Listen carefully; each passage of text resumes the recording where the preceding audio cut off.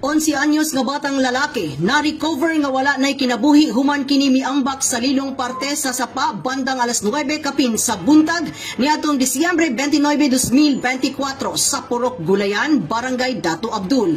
Human kini na report, dali nga giadto og nagpahigayon og search, rescue and retrieval operations ang mga personahe sa Philippine Coast Guard Panabo ug City Disaster Risk Reduction and Management Office. Matod pa ni P.O. First Boyer M. Sanchez sa Philippine Coast Guard Panabo nga tungod sa kusog nga current sa lilo sa tubig sa sapa, gisuyop ang 11 anyos nga lalaki sa ilalom sa tubig nga gibana-banaan dulan 16 feet. Nagsugod usab ang pag-rescue alas 10:50 sa buntag. 5 sila kabuok, ma'am, tapos ang nagdula to sila, ma'am.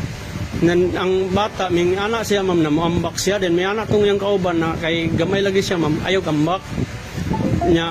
Yung pugos mo yung ambak tong bata, ma'am, pag-ambak niya, nawala siya diretso, ma'am. Mga bandang alauna 20 sa udto sa susamang adlaw, nakuha ang batang lalaki nga wala nay kinabuhi nga nailhang si Romelito Buwalan nga residente sa Purok 7, Barangay Katipunan, Panabo City o gidala kini sa Carmen District Hospital pinaagi sa CDRRMO Panabo Rescue Vehicle.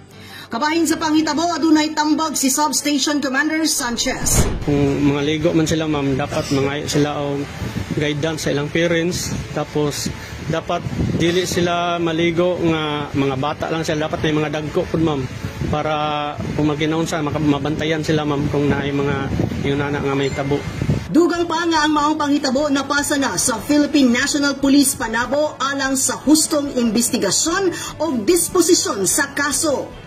Kauban sa kamera si Louie Panagsagan, kini si Dali Amag nagikan sa City Information Office Broadcast Services alang sa Frontline News Panabo.